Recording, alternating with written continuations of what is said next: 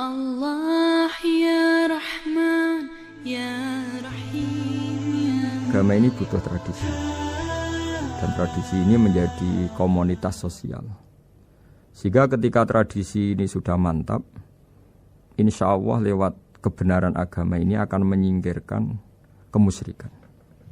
Contoh paling mudah begini, Nabi itu melarang orang menyembah batu.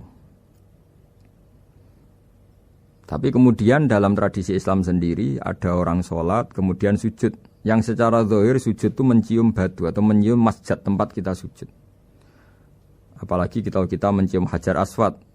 Secara kasat mata seakan-akan kita ini menghormati betul Hajar Aswad. Sehingga orang kafir mencibir. Muhammad itu aneh. Dia melarang kita menyembah batu tapi dia sendiri mencium Hajar Aswad seperti itu. Dia sendiri menyembah batu. Orang kalau sujud seakan-akan seperti itu. Tapi lewat penjelasan Nabi bahwa kita sujud hanya kepada Allah. Kita kalau sujud baca sajadah wajhililladzi khalaqahu wa sawwarahu wa syaqqa sam'ahu wa basarahu bihaulihi wa quwwati fatabarakallahu ahsanul khaliqin. Wajah kami sujud kepada zat yang menciptakan wajah kami, yang mengasihi kita pendengaran, yang mengasihi kita pandangan. Hanya Allah saja yang ahsanul khaliqin, hanya Allah saja zat yang paling baik dalam penciptaan.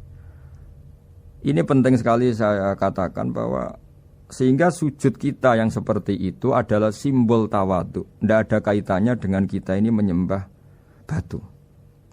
Sehingga kita tradisikan ke anak-anak saat sujud baca subhana rabbiyal a'la wa bihamdi. Kita ajarkan mereka bahwa semua selain Allah adalah ciptaan Allah. Jadi andai kan nggak ada tradisi tauhid yang dijelaskan begitu detail. Saat kita haji bilang labbaik Allahumma labbaik, labbaik la syarika lak labbaik, innal hamda wan ni'mata lak wal mulka la syarika lak. Ya. Setiap kita haji mengitari Hajar Aswad kita bilang nikmat semua dari Allah. Enggak ada syarik bagi Allah, enggak ada mitra bagi Allah, enggak ada sekutu bagi Allah. Sehingga karena ini kita maklumatkan, kita kumandangkan. Meskipun umat Islam itu mencium Ka'bah, mencium Hajar Aswad, enggak akan disalahfahami ini bentuk penuhanan kepada Hajar Aswad atau kepada Ka'bah. Karena kita ungkapkan innal hamda wan ni'mata laka wal mulka la syarika lak. Enggak ada syirik, enggak ada mitra bagi Allah. Sehingga dari sekian talbiyahnya Rasulullah kita tahu ini bentuk pemaklumatan tauhid. Bahwa tauhid harus dikumandangkan lewat kalimat-kalimat thayyibah, lewat pemikiran-pemikiran logika hujjah bahwa Tuhan pasti satu dan yang jadi Tuhan hanya Allah Subhanahu wa taala. Karena andekan ini tidak dikumandangkan, kemudian ada ritual yang secara lahir kasat mata nyium Hajar Aswad, nanti seperti tuduhannya orang kafir bahwa Islam itu aneh melarang menyembah batu, tapi nyatanya ada ritual mencium batu. Sebab itu tidak menjadi aneh ketika Imam Bukhari termasuk rawi besar, termasuk hadis sahih yang meriwayatkan Sayyidina Umar atau Umar radhiyallahu anhu, itu setiap mencium Hajar Aswad beliau berkomentar, saya tahu betul kamu hanya batu. La tadurru wa la tanfa. Tidak memberi madarat, tidak memberi manfaat. Kalau saja saya tidak melihat Rasulullah mencium kamu, maka saya tidak mau mencium kamu.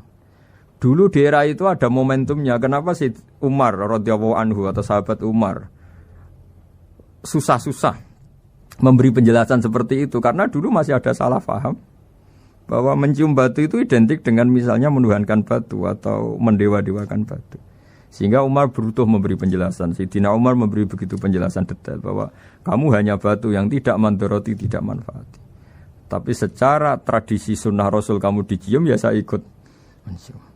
Ini penting sekali penjelasan-penjelasan seperti ini, maklumat-maklumat seperti labbaik Allahumma labbaik, sehingga semua ritual Muslim tidak disangka atau tidak disalahfahami sebagai pemuja materi. Lagi-lagi penjelasan yang detail ini disebut al-bayyinah, rasulun minallah yatslu suhufam mutahharah. Al-Quran adalah satu kitab suci yang diturunkan kepada Nabi besar Muhammad SAW.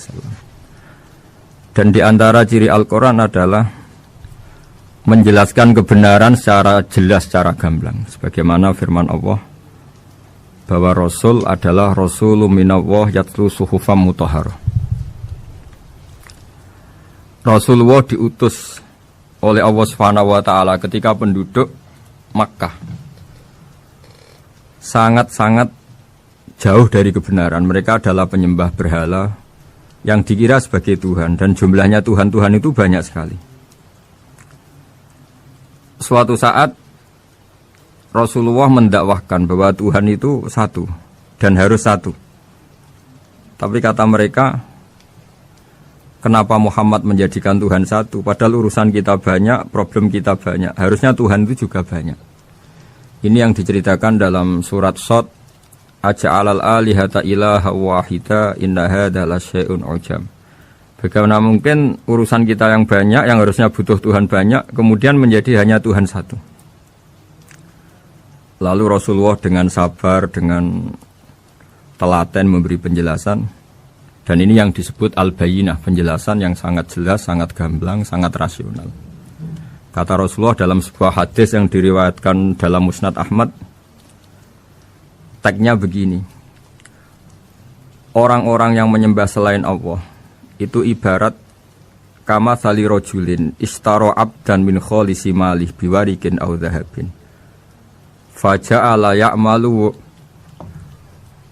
Mereka mau bekerja tapi wayu'ti ghullatahu ila ghairi sayyidi fa ayyukum sarruhu ayyakuna abduhu kadzalik. Nabi lalu kemudian bikin analogi, wahai masyarakat Mekah, bagaimana kalau Anda ini jadi seorang pembantu atau seorang budak, lalu punya majikan banyak. Dan semua majikan Anda ini punya perintah yang beda-beda, punya selera yang beda-beda. Semuanya atasan Anda, semuanya majikan Anda. Apa Anda senang punya majikan yang banyak? Lalu mereka bilang, wah susah Muhammad kalau kita punya majikan banyak. Tuhan kamu adalah majikan kamu. Bagaimana kalau Tuhan banyak, punya perintah yang beda-beda, punya selera yang beda-beda? Kalian pasti akan kebingungan. Ya sudah Muhammad, normalnya Tuhan itu satu. Sehingga mereka tercerabut dari pemikiran bahwa Tuhan harus banyak. Ini yang dimaksud dalam surat Al-Bayyinah, lam yakunil ladzina kafaru min ahlil kitab wal musyrikina munfakina hatta ta'tiyahumul bayyinah. Bahwa orang-orang kafir, baik kafir ahli kitab maupun kafir musyrik Mekah, mereka tidak pernah terlepas dari sifat kekafirannya, yaitu menuhankan banyak Tuhan, sampai datang sebuah bayinah. Bayinah itu argumentasi kebenaran yang begitu jelas. Setiap membawa kebenaran, argumentasinya meyakinkan. Itu siapa? Rasulun minallah yatslu suhufam mutahharah, yaitu Rasul yang membacakan lampiran-lampiran suci, yaitu Al-Quranul Karim. Dengan penjelasan analogi tadi, kemudian orang-orang Mekah sadar, susahnya kayak apa kalau Tuhan banyak, lalu perintahnya beda-beda, seleranya beda-beda, hukumnya beda-beda. Ini membingungkan. Akhirnya mereka ngakui bahwa pentingnya logika tauhid. Nah ini yang Rasulullah ini benar-benar berstatus bayyinah. Kemudian analogi betapa buruknya kita saat menyembah selain Tuhan. Lalu Rasulullah mencontohkan sebagaimana yang saya kutip tadi dari Musnad Ahmad. Misalnya Anda punya pembantu atau zaman dulu budak. Anda beli dari harta kamu, dari uang kamu. Kemudian budak ini kerja. Yang ngasih makan kamu, yang fasilitasi kamu, toko milik kamu, semua milik kamu. Kemudian dia kerja dan hasil dari kerjanya dia dikasihkan ke orang lain. Kamu senang tidak punya budak yang seperti itu, kata Rasulullah. Wah kita semua tidak senang Muhammad. Sama seperti itu. Kamu adalah bisa makan rezeki dari Allah. Kamu nempat di buminya Allah. Kamu minum dari air yang dibikin Allah. Kemudian Anda menyembah selain Allah. Itu aneh apa enggak? Menyembah zat yang tidak memberi rezeki kamu, yang tidak bikin bumi untuk kamu, yang tidak bikin langit untuk kamu, yang tidak bikin fasilitas air untuk kamu. Aneh enggak? Semenjak itu mereka berpikir betapa buruknya mereka menyembah berhala, menyembah arca, menyembah Yesus, menyembah macam-macam. Nah ini yang disebut Rasulullah adalah orang yang benar-benar bayyinah. Ketika melontarkan kebenaran, benar-benar jelas sehingga diterima secara akal yang sehat. Karena semua akal yang sehat akan menerima agama ini disebut fitratallahi fatarana salihah. Bahwa agama ini agama fitrah. Orang yang normal, yang cara berpikir normal pasti menerima agama ini. Nah, UII dengan terjemahan ini dan dengan tafsir ini ingin memberi penjelasan simbol-simbol yang ada di beberapa surat.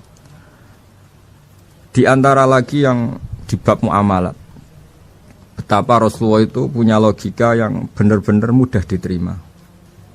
Dulu orang Arab dalam bab muamalat jual beli biasa menjual kurma masih kecil, masih belum jelas jadi kurma yang baik apa enggak. Kalau istilah orang Jawa masih pentil ini. Kalau bahasa Arab qobla buduwi solahiha. Calon buahnya itu belum pasti jadi buah. Kemudian masih bunga, masih apa sudah dijual. Dengan transaksi asumsi harga andekan sudah jadi kurma. Kalau dalam Jawa mungkin jual mangga sebelum tua masih pentil, masih kecil. Lalu kata Rasulullah, kamu jangan melakukan itu.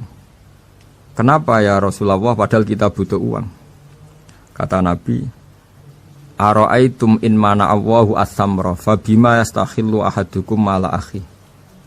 Bagaimana kalau buah-buah yang masih kecil itu kemudian berguguran karena satu musim atau karena apa? Lalu kamu mendapat uang itu atas nama apa? Yang dikatakan tijaro adalah muawadhah. Pembeli dapat barang, kamu dapat uang. Lalu kalau barang yang ada enggak menjadi buah yang baik, Anda menerima uang itu atas nama apa?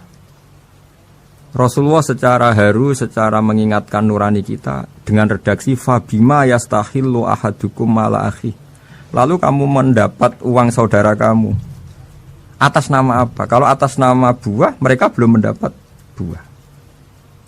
Akhirnya ada kesadaran bersama bahwa sebaiknya kita menjual sesuatu itu yang pembeli ya dapat barangnya, yaitu dalam konteks ini buah yang sudah layak dijual, kita dapat uangnya.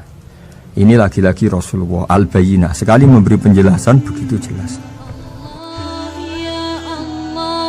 Ya Allah ya Rabbi, ya Allah ya Allah ya Allah ya Rabbi, ya Allah.